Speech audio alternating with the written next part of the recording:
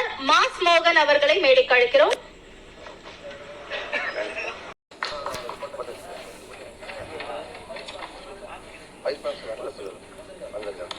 Mass மோகன், send master mass மோகன் அவர்களுக்கு ஜாக்வா தங்கம் அவர்கள் சால்வை அணிப்பார்கள்.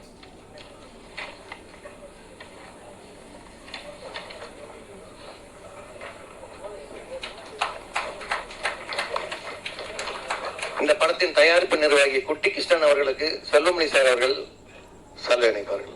3 விஷயத்தை எனக்கு இந்த மேடை எனக்கு நினைவுபடுத்துச்சு. முதல்ல